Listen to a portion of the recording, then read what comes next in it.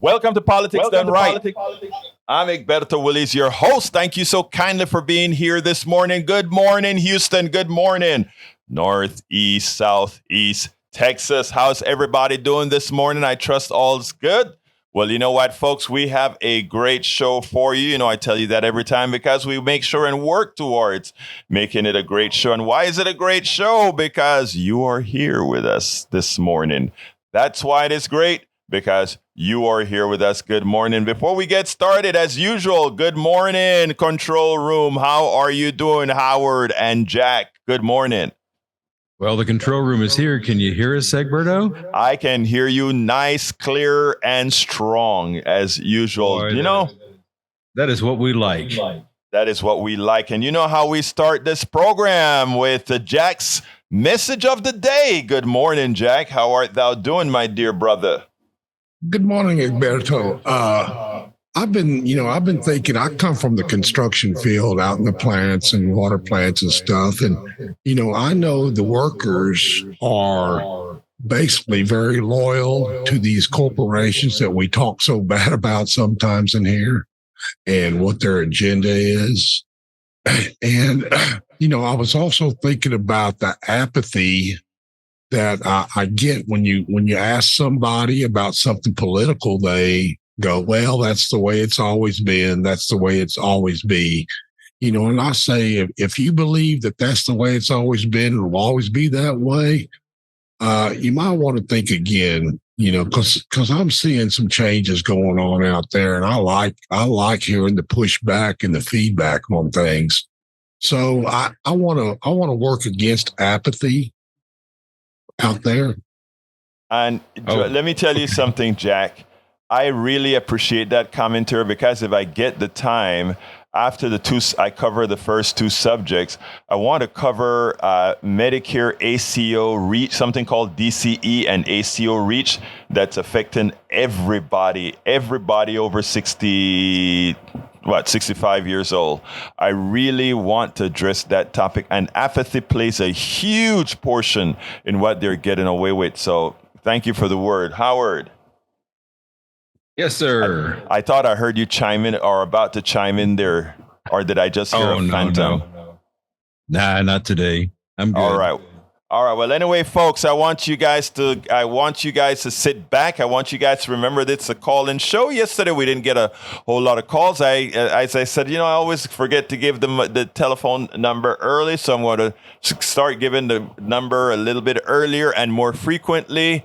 713-526-5738. Hit the number 2 to get on air immediately. 713-526-5738. Please do remember, this is your show. There are many ways that you can access our show. So today you may be in your car, and today may be the first time that you're accessing it because you're in your car, and then you're home and like, well, I kind of like that show. How do I get to it? Well, there are a lot of ways to get to us, folks. First of all, one way, tuning in, 90.1 FM Houston on your good old-fashioned dial or push button, or however you tune your radio. The other option is to go and download the app for your phone called TuneIn. TuneIn. Go to the Android or Apple store, download the TuneIn program, and find KPFT, and you'll be able to stream us from your phone whenever you want to.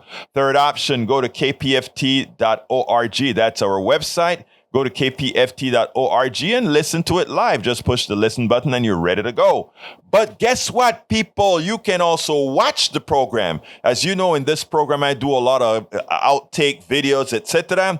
And these outtakes, you can actually not only listen to them, but you can watch them as well at where? Facebook.com/KPFT Houston. That is Facebook.com/KPFT Houston.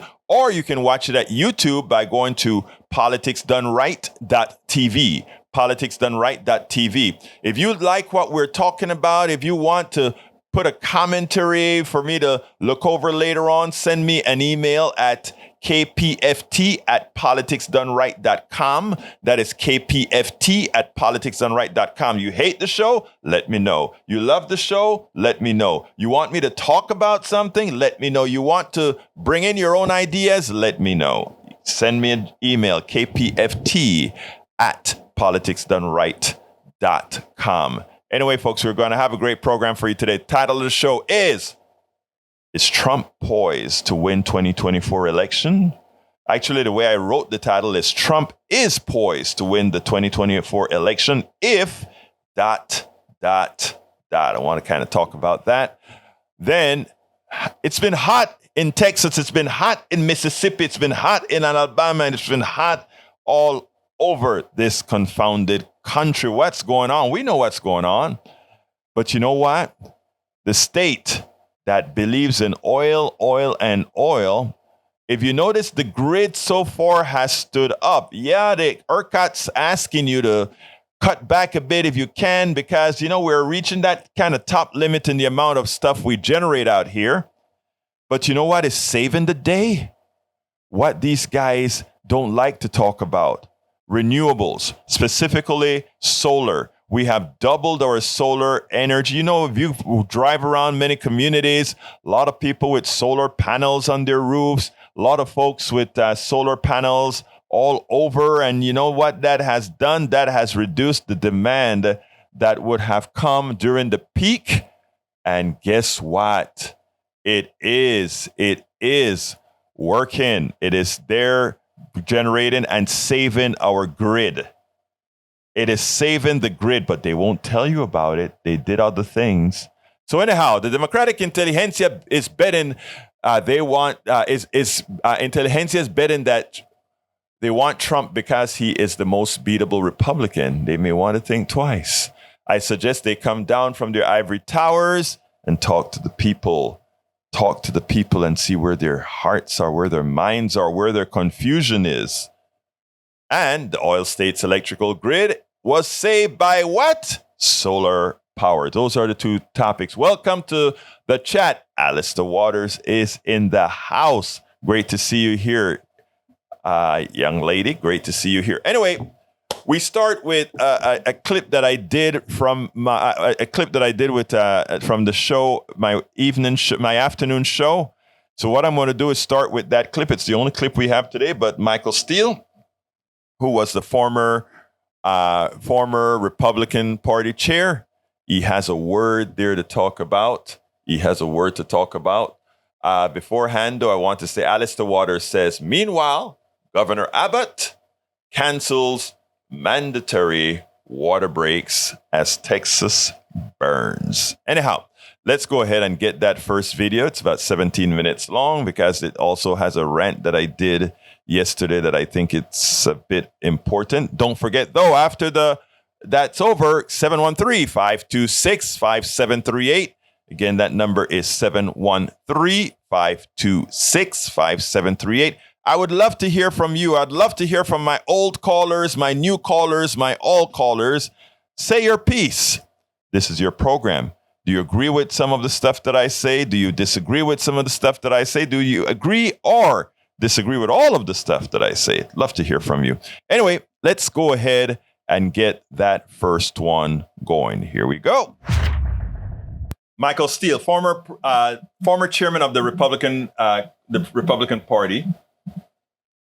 And Chairman Steele makes it clear Trump can win again. It's not something I haven't been saying for a long time. Trump can win again. And it's not all that difficult. A few days ago on my KPFT program, I pointed out that the thing that gave me the most fear was that we worked hard, and John Cutter, who is in the House, can attest to that because John ran several organizations that really got the vote out. Overperformed everywhere in this area because of the work he and his team's done. But interestingly, we brought out a ton more people for Biden. As you can see in the vote, Biden got 81 million plus votes, unheard of. But the person that got the second most amount of votes in this country was Donald Trump, 74 million. And you wonder, what if we hadn't gotten scared in 2020 and busted our butts to get people out?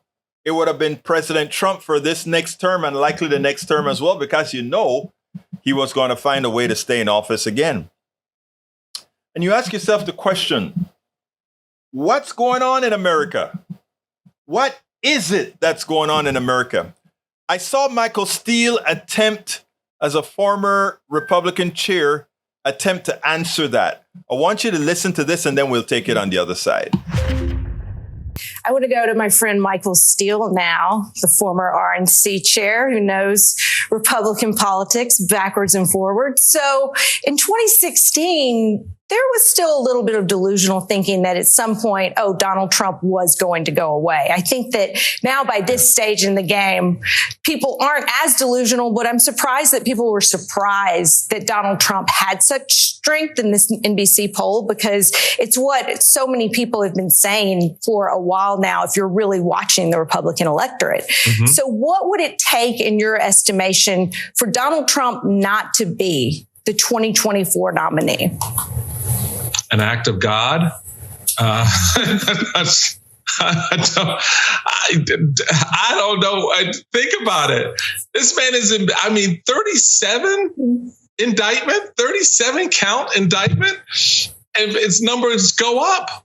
So, this is baking itself in a way that I just don't see any of these candidates that are running against him in this primary, not just chipping away at least, but actually gaining enough sufficient ground to become a credible number two, to narrow the race to just two people that, would excite and bring into the mix those Republican voters who are about 60% of whom do not support or do not vote in primaries, Republican primaries. That's a big number. And there are lanes there that can be created for that. But I just don't see where that comes down at this point. Donald Trump is one of these political figures, once in a lifetime. Unfortunately for us, it's our lifetime, that has this kind of hold on a political party that, by the way, he could give two rats patooties about.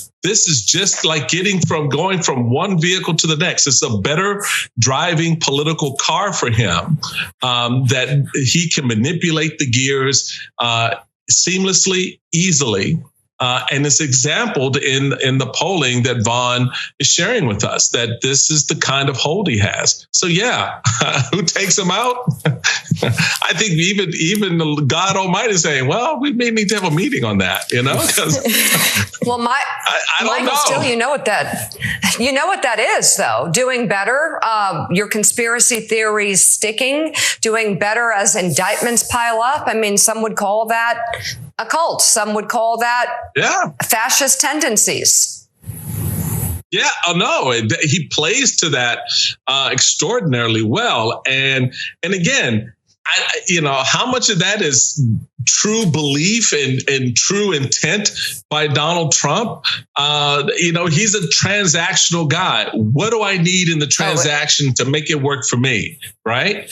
But the other side of it is people believe that. They latch onto it, and it picks, a side for them that they're much more inclined towards.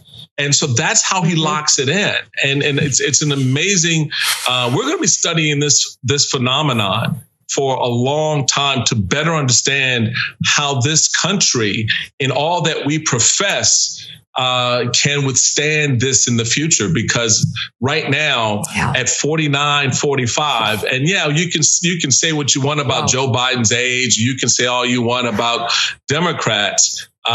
This is less about them and a lot more about a country that's inclined towards some of the things Donald Trump is putting out there.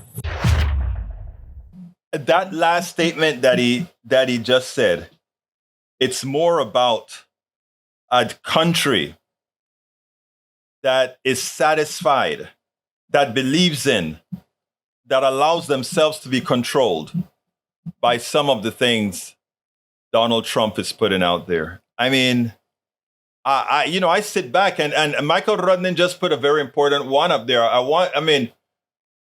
This is something that we have to beat. Look at this. I want you guys to see this. List of presidential candidates by votes in one election. Joe Biden won 81 million people in that 2020 election.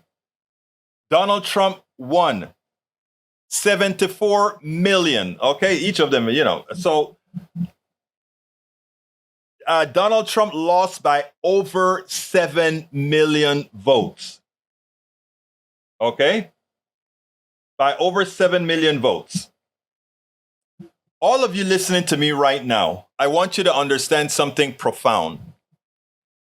In as much as Donald Trump lost by 7.1 million people, Hillary Clinton lost the Electoral College by more votes, or rather by less votes than by less votes than Biden won. What I mean is this.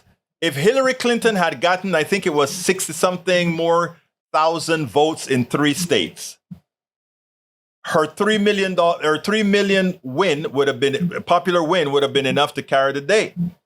I think it's 80, actually I think it's 80,000. But here's a scary thing.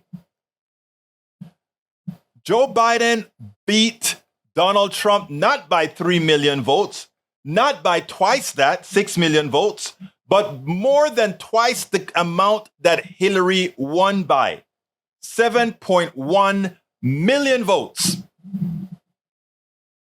And we had a flip of 21,000 votes.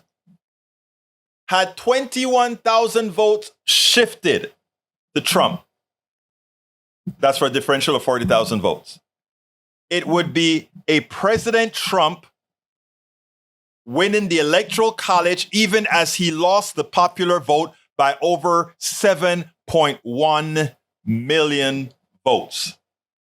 I want you all to digest that. This is not a democracy.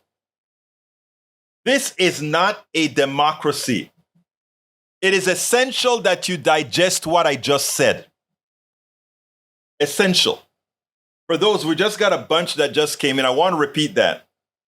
Donald Trump can still win this thing.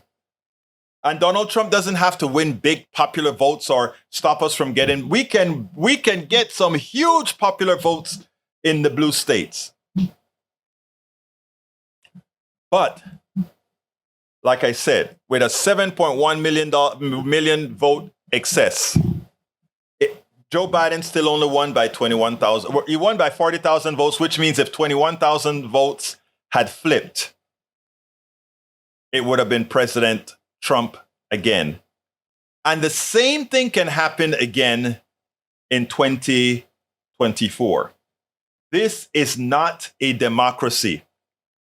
This is something where people have to go out there and vote like they've never voted like before. I don't know. That gave me pause when I read that several years ago, when I saw the numbers concerned me. And the problem that I have is this. I can make the argument now that they are going to use in 2024. And they're going to not specifically go after Biden's age in a malicious manner. They're going to go over Biden's age as if something happens to him, you get Kamala Harris. And we all know it's bad enough that you got an Obama, but a Kamala Harris? That's how these people are going to be, that's how they are going to be sensitized. And it has already started. It has already started. Look, the Democratic Party has a lot of work to do. They have a lot of education to do. They have a lot of shoring up the vote to do. They have a lot of atoning to do. A lot of atoning to communities that's been forgotten even today. A lot of atoning to do. Because as I see it, brothers and sisters, as I see it, 2024 is going to be difficult. 2024 is going to be difficult. You think Donald Trump is going to get convicted? I'm not counting on Donald Trump to get convicted. I'm counting on Donald Trump to go straight and find all kind of ways to get breaks, because he has all of the times, because we, as those who are progressives and Democrats, don't really do what's necessary. I got a call, or rather, I got an email today. I want to tell this story real quick, because I'm going to be, we have multiple tiers to do, right? But the problem is we have a group of Democrats proper who are in the bag for the plutocracy.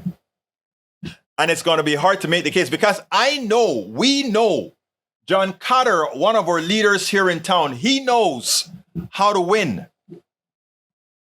It's all the things that brings in the seniors, the millennials, and everybody else. We have the policy, and we have the guts, and we have what it takes to point them into the right direction. Let me give an example.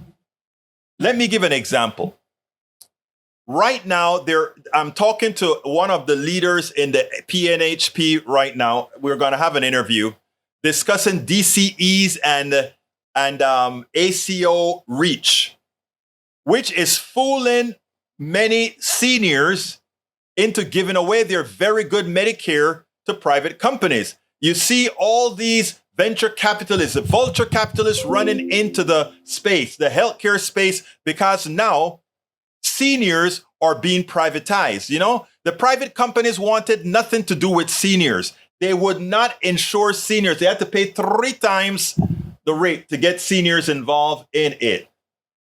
Okay? But now, the thugs in Congress, including some Democratic thugs, are supporting DCEs and ACO reach, which allows these vulture capitalists to come in, privatize healthcare, and do it behind your backs. And do it behind their backs. Okay, my head hurts. I got a bit too excited there. But here's the deal. We have to come out and say, we are not going to allow that to happen. We are going to really give you choices. We are going to do all these things. When it comes to student loans, we're going to say, not only are we going to give you student loans, all our brothers and sisters in Appalachia, you are going to get whatever resources you need to improve your life.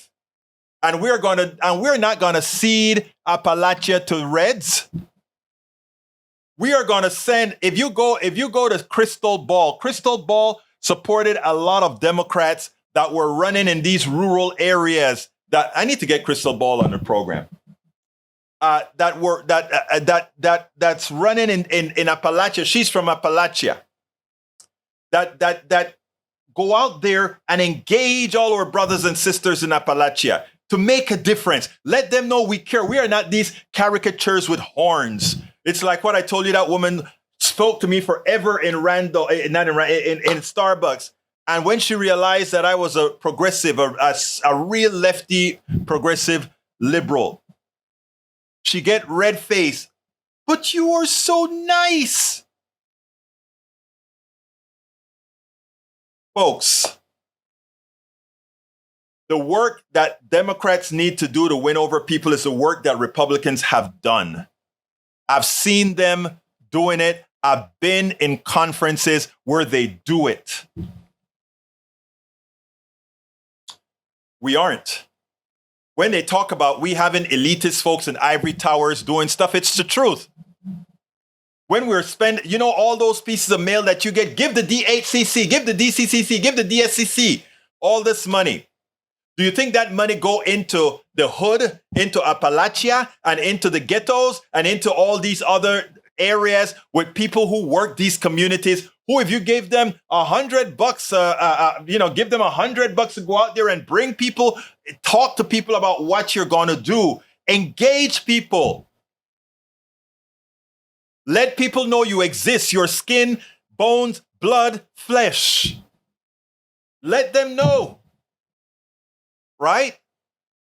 They will start voting their interest, and they'll know that their interest, that voting Republican is anathema to humanity.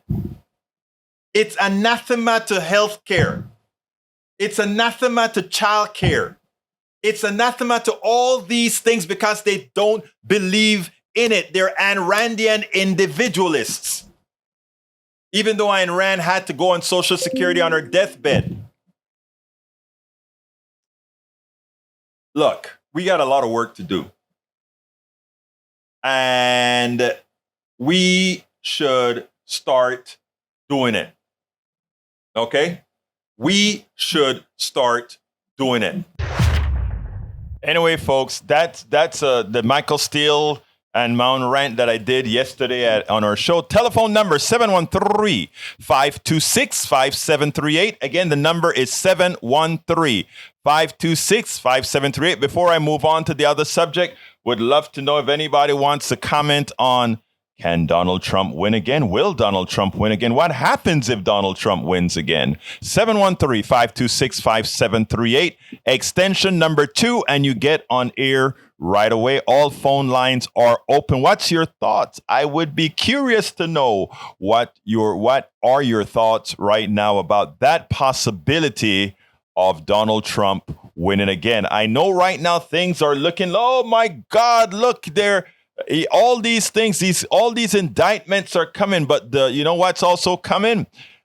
In as much as it makes no sense in the Congress, they're passing laws to expunge, or they're about to pass the law in Congress or resolution or whatever to expunge the impeachment, right?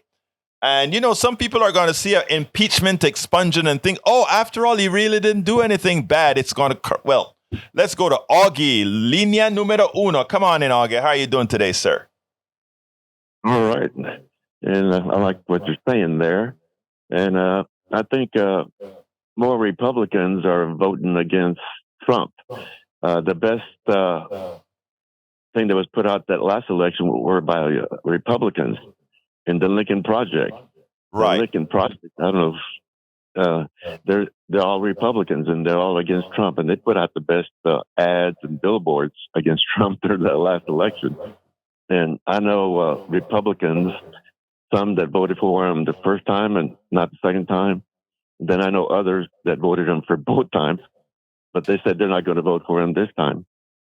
So when they give percentages, they give you percentages, but they don't tell you what the numbers are, actually how many people they polled. So, but they give you percentages, which can be misleading sometimes. But I think that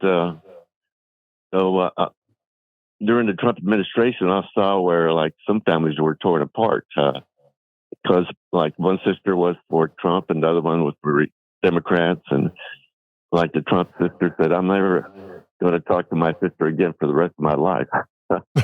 No, Augie, let me interrupt you there because you just said something I want to address. I have a sister who voted for Trump. I don't know who she voted for in 2020. I'm not sure.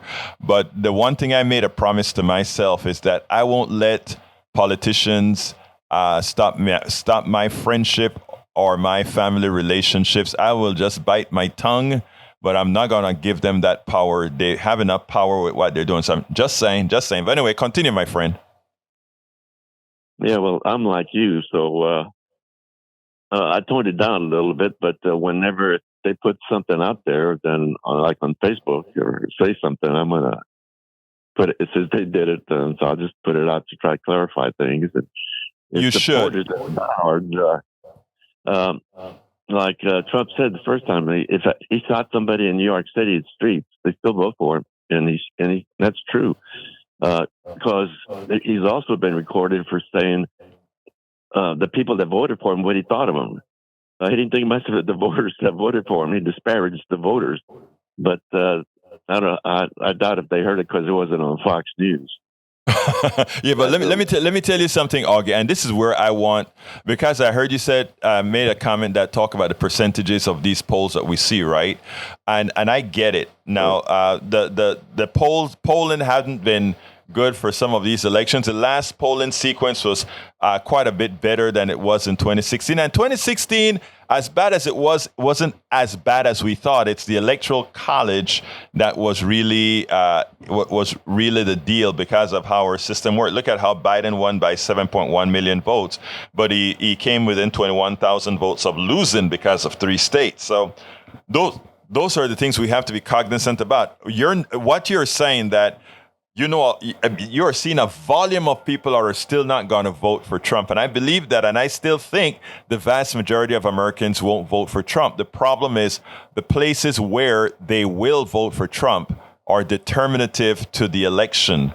And that is where Democrats seed. If you notice, I said Democrats should not seed any place, not Appalachia, not the ghettos, the barrios, the high class, middle class. They should cede absolutely nothing. And what I've seen done too often, Augie, what I've seen done too often is they just cut a swath out of this country and say, we can't waste our money in. Here's what drives me the most crazy. I was a member of the board of a group called Coffee Party USA. It's a transpartisan organization. And we operated out of Washington, D.C., and we had this big rally, and it ended up costing us about $110,000 or something like that to get the speakers. And a lot of that money went into pay consultants and journal consultants and all that kind of stuff, right? Turned out the day of the event, we had a snowstorm, but that's okay. That's beside the point.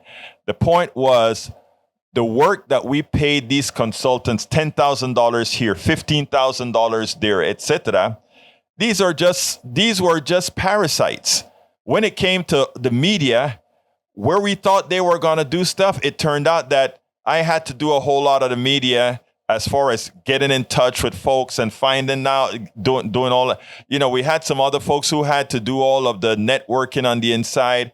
These guys didn't do diddly squat. I find the same thing that happens with, if you notice, you have the DC, DSCC, all these big organizations that collect and flood your inbox with, please give, please give, please give. And these monies go to a whole lot of these consultants who wouldn't know what somebody in the middle of a ghetto looks like, why in the middle of a barrio look like, in the middle of a Appalachia look like. They don't know how to talk to these people. And they're the ones we are paying to give advice. It irks me that these monies that are collected from good people throughout the country are not going into the neighborhoods, into the hundreds, the thousands of organizations that work with people who know these neighborhoods. They don't work with them, and then they ask them, they send out some tightwad to go out there into that community. People don't know these guys. They don't understand these communities, and then you're going to ask them to vote for you? When I said I've been into organizations where the Republicans operate, and they operate in the completely opposite manner. They go to those folks and they talk to them and they lie to them and they give them the burgers and they give them the hot dogs. I mean, here in Kingwood, from every church, all of these guys have activities throughout the year. So these people are familiar with all these folks that are asking for their votes when they turn around and ask for the vote. And still, they have problems getting the vote, but they work the vote. I don't see the left side, except for the activists that you see us run with, Augie, the Indivisible and all these groups that have a hard time getting funds to talk to the people. Those are the only ones I see on the ground. When we had the biggest group in South Park, in Studi Wood, and all these areas during the last election was the DSA. Those were the people in those communities, the DSA going into every nook and cranny. So that's what I'm talking about, Augie. And you say, go ahead, Augie. Yeah, well, and maybe that's one reason Hillary didn't win, because she didn't go into the rural areas. And at Right. one time, the rural areas were heavily Democratic. And do you know why? It's because Franklin Roosevelt got electricity to them. Yes. Through the TVA and the other stuff. And all of a sudden, man, now they have electricity, and then they have plumbing instead of going to outhouses. And so for Right. a long time, it was Democratic. But in the election when Hillary lost, there were some electors that they were supposed to represent their district. And one guy, they voted, the district voted for Hillary, but he decided to change his mind and vote for Trump. So some of the electors might have been more than one that didn't follow what the rules. But Look, anyway, I got faith in the new generation coming up. So right, we have to. The people have to do the work. You have to. The people. First of all, the people have to know you. The people have. And when I say know you, I don't mean that.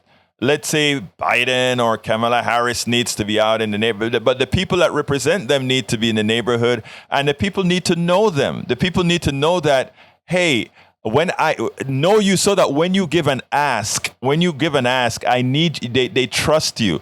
People ask, why are these Republican followers so gullible? Many people ask that question. Why are they so gullible? Because the people have built trust in those folks who lie to them. They are there and they lie to them, yes, but they have their trust. And that is so important, Augie. Trust. 713-526-5738. Please give us a call, 713-526-5738. Hit extension 2, and you will be on air right away, 713-526-5738. Go ahead, Augie. Hey, Bertie, you said you wanted to talk about the ACA, and I got some for that, too. When it was being fought for in the Senate had hearings, and they invited people to come and talk about their health experiences. And just by chance, I happened to be home that day, and changing channels, I put it on C-SPAN just by accident, and the Senate hearings were going on about the Affordable Care Act. And it was a list of horror stories. These workers, men and women, would tell their stories about the healthcare problems they had. A factory worker lost 3 of his fingers, and his coworkers took him to the emergency room. And so the surgeons said, well, no problem, we can reattach your fingers. And then they get a call from his health insurance company saying, we're not going to pay for those 3 fingers. We're going to pay for one, but we'll let the guy pick which one of those 3 he can have. Shame. Yeah, and then there's another woman. She worked for a corporation, like a secretary or something, for 30 years, and she's getting ready to retire. Now she's got health problems, and major health problems. So she puts in a claim to her insurance company.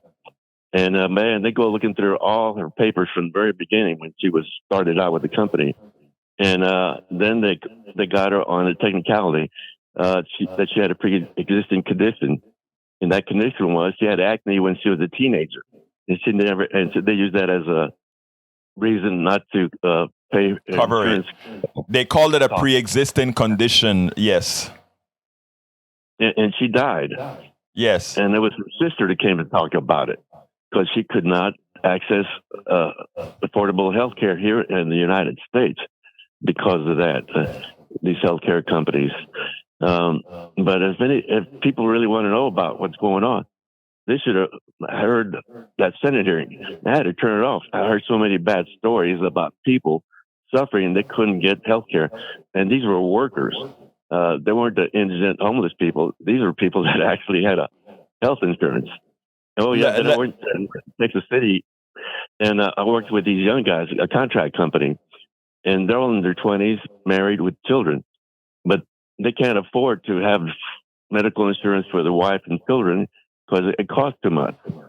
And they can barely afford to go see a doctor themselves. And so these guys were telling me, they had to go to the emergency room for their wife or their children because they didn't have any primary care doctor. He couldn't afford it. Let me tell you, there are stories after stories after stories. Interestingly, what I was talking about is ACO REACH, which is an ACA. ACO REACH is actually Medicare. But let me just tell you that what you just said there is, you just gave the reason why we need Medicare for all. But anyhow, Augie, I got Alistair on the line that I need to go to now. Thank you so kindly, as usual, for calling and giving great commentary, sir. And we need to arrange our breakfast, my brother. All right? That sounds good. Take care, buddy. All right, let's go to Alistair. Come on in, Alistair. Hey, good morning, brother. Good morning. How you doing, sis? I'm doing all right. Staying in the air conditioner. Thank God I can do that. I hear you. Talk to me. My heart bleeds for anyone that has to be outside in this crap. I know. It's rough. It's awful. And yeah. Okay, so I wanted to know if you thought it would be an effective tool. You know, the reality of Donald Trump becoming president again is very real. The potential for him to become elected again is very real. Yes. But I also I'm wondering if we point out to people that the Belarusian dictator was lawfully elected back in 1994 or 93, one of those two. He's still in office. And he is still in office only because he's a dictator and hasn't won any elections. He just ignores elections. And if we can maybe channel into that and maybe scare the bejesus out of people that are thinking that having another round with Trump in the presidency, if having that would scare them into not voting for him. Here's my thoughts on that, Alistair. As far as scaring people into, I don't think the things like he's a dictator. This is just my opinion, of course, but I don't think the things that he's a dictator or that he's going to stay into power a long time, because a lot of them I think would love if he stayed into power, because there's a certain group of people in this country that because they feel they've been made to feel left behind. The policies have not left them behind in as much as the policies from Trump and the Republicans have left them behind. Look. Let's give an example. Democrats believe in health care and giving you good health care. And what was the solution that Democrats came up with? A Republican policy called the Affordable Care Act that not even the Republicans would support when the votes were there to get it done. And Augie just mentioned all the horror stories that still occur to this day, even with the Affordable Care Act, right? So as far as some people are concerned, hey, let's try something else. And people say, well, they tried Trump before and things didn't really get better for them. But you know what they got? They got somebody that made them, and this may sound lousy, but made them feel like they belong, made them feel like they, if you go ahead and talk to the Trump sycophant, I call them that Trump voter. I'm not talking about the wealthy one that just wants those tax cuts, because they will sell their mother. I'm talking about the good people that are really into this nativist thing that Trump talks about or whatever. And it's because they've been sold a line that makes them feel that Trump is existential for them. So they will tolerate Trump doing anything because Trump is going to make sure that their survival is there, because those other people are coming to take their birthright away. It's all a lie, but they have the confidence. Go ahead, Alistair. Oh, no, I was just agreeing with you. Oh, okay. Didn't know how they used to use the McCarthy era, use the scare tactic of communism, right? And right. it was a very effective tool back then. And I just was wondering if there was a way to revamp it and modernize it so that Yeah, Alistair, yes, you are right. There is a way, but the problem is those elitists there in Washington who get the $10,000 per contract or a 1 week contract to study people or do a poll or whatever, they just aren't going to do. The elitists, you know what Republicans have understood, right? Is they understood how to speak to work. They have lousy policies. The policies kill. Look at Texas. Medicaid expansion for the Affordable Care Act is there for everybody to have. Every Texan could be insured right now. The Republican politicians are killing their own, but they have allowed people to believe that the type of insurance people buy in Texas is a choice and it gives you freedom. And there's no real counteraction from the part of the Democratic Party that goes ahead and earn the trust of these other people. They've ceded it to the evil portion of the churches. They've ceded it to the people who lie to them. And what we are doing here, Alistair, with your commentary, with Tag's commentary, with Augie's commentary, yeah, we are getting to onesie, twosie people who, with our personal experiences, can get to them. But for all the monies that the Democratic Party has collected, not investing it into education and going into these communities that they just consider lost is sick. Go ahead, Alistair. Yeah. Yes, absolutely. Absolutely. I take nobody for granted. I take absolutely, Alistair, no one for granted. My garbage man, I have as much respect for him as my doctor. Okay? Yeah. Because we need them all. We do. Absolutely. Anyhow, thank you so kindly. Thank you so kindly, as usual, my dear Alistair, for calling in. Let me go ahead and talk to Tag. You have a wonderful rest of the day, and maybe we'll see you at 3. Maybe. We'll talk later, brother. Have a good one. Take care. Have a good one. All right, come on in, Tag. You're here, my brother. Talk to me. Well, I think a lot of people today believe that the government should be run like a business. And that's one reason they like Trump so much. But the government is not a business. The government is a government, and it works completely different than a business. And I think that people are confused about that. But you know, the truth of the matter, Tag, is let me interrupt a second and say this. 2 things. Number one, if they're voting for Trump because they think running a government should be like a business, the fact that they don't understand that Trump was likely one of the lousiest business persons there is.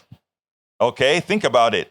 No successful businesses. His businesses were always carried by corrupt debt. But let's back out of that. Let's say even if they believe businesses should be run by government, why would we allow folks to believe that when the ones that terrorize them, from private insurance to inflation, were all the results of the private sector businesses were allowed to do to them, and that argument not successfully made to them? Whose fault is that? Go ahead, Tag. Thank you.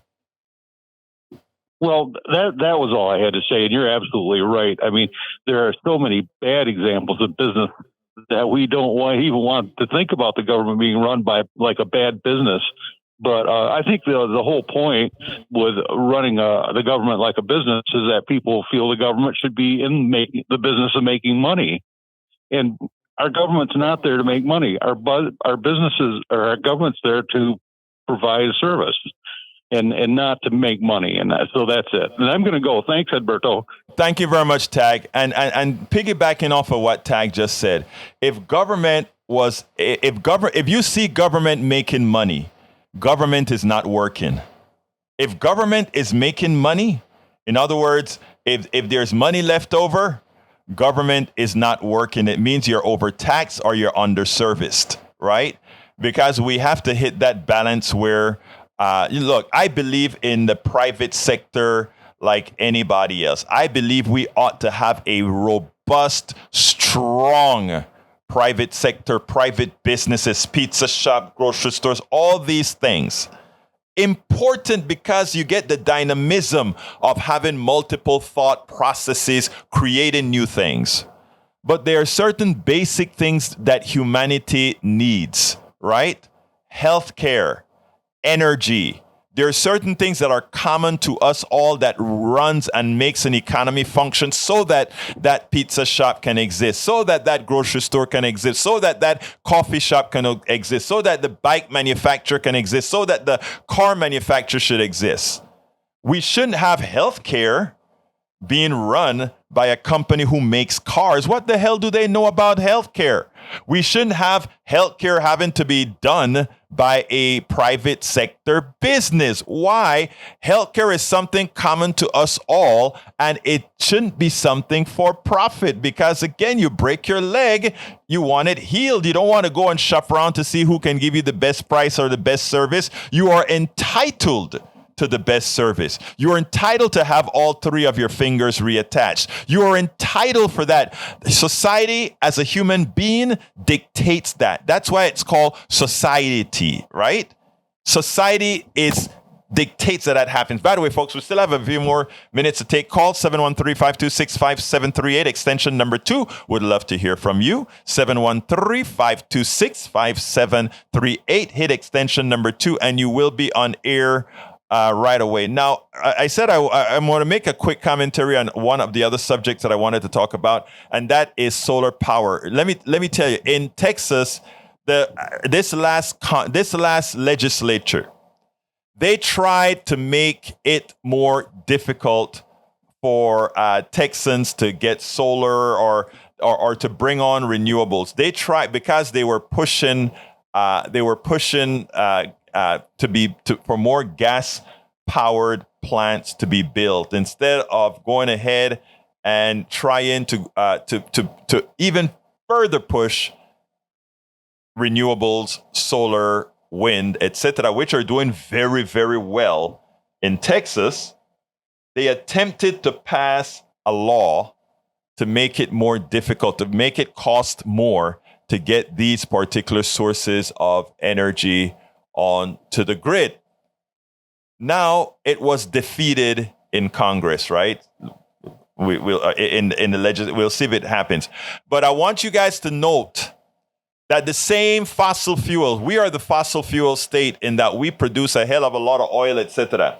Our state that has done so much damage to the environment, and I don't want to be harping on that, but now that our state is overperforming in renewables, we are the state that produces the most renewable energy from solar to wind power, etc. Texas is. We're a huge state. So we have a lot of real estate to do a lot of this stuff. And people haven't forgotten to use that real estate to do all these things and producing energy. It saved the grid from falling apart. It saved our grid in Texas from falling apart. The renewables did. And we still have those irresponsible thugs in Austin that are attempting, even as they know we have a volatile grid, even as they know our grid is not connected to the central power system of the United States, which means we stand alone. Yes, we stand alone. We refuse to connect to the national grid because we don't want to follow regulations, national regulations. We want to do it the Texas way. So when Texas's grid fail, there's no backup except in certain parts of the El Paso area, I believe it is. We are on our own. We are doomed. So they beg you during the hot days, please don't use your air conditioner. Please use less energy. We have to be cognizant of what's going on, folks. We have to be cognizant of what's going on. Like I said, the current party, the Republican Party in Texas, is anathema to progress, is anathema to your well-being, is anathema to all these things. They are not allowing for your success. I mean, it's right. It's there for all to see. But again, like I mentioned, we have to gain the respect. We have to gain the trust of not some Texans, of not just Texans in the city, of not just Texans in the suburb. We have to earn the trust of Texans in the exurbs, in rural areas. They're all our brothers and sisters, man. We cannot cede any vote to anyone. You earn it, you earn the trust, and you get to the people. We are just about 2 minutes before we got to get out of here. I always like to get Brother Howard to just say a little word in here if he has something to say about a commentary about what we've been talking about. Howard, Jack? Oh, we're going to turn it over to Jack. He's been back here busily writing. Okay, Jack, you got 30 seconds, Brother Jack. Okay. My question is, why are our legislators making laws against the people, choosing the business over the people? It's what they every do. time. It's what they do. They've always done that. Well, government is supposed to support commerce, yes. But like you said, they don't need to be an agent for brokering, hardware deals like military. That's absolutely true, Jack. And you know what? The reason why goes back to exactly the thing that Brother Howard always talks about, and that is the vote. You have to go out there and vote, and that's what our program is all about. Our program is all about enlightening folks so that they would make the right choice. They will make the right choices for themselves. So I got to get out of here. It is that time. My name is Egberto Willis. I want to thank Howard Reynolds and Jack Van Bibber for always being there in that control room, making things happen. My name is Egberto Willis. This is Politics and Right. And you guys know how I end this baby. I am what? Out. We spend a lot of time deconstructing the news, trying to parse it into a form that everybody can understand. We try to find those little nitpicks where it flies above the fray, etc. If you really like these videos that we do, I want to ask a big favor. Please go ahead. Number 1, subscribe to our channel. And number 2, please join if you can. Thank you so kindly for watching. Keep watching. Please remember to share. We must populate the entire internet with our progressive message, a message that we know is what most Americans say that they want. So help us, please join.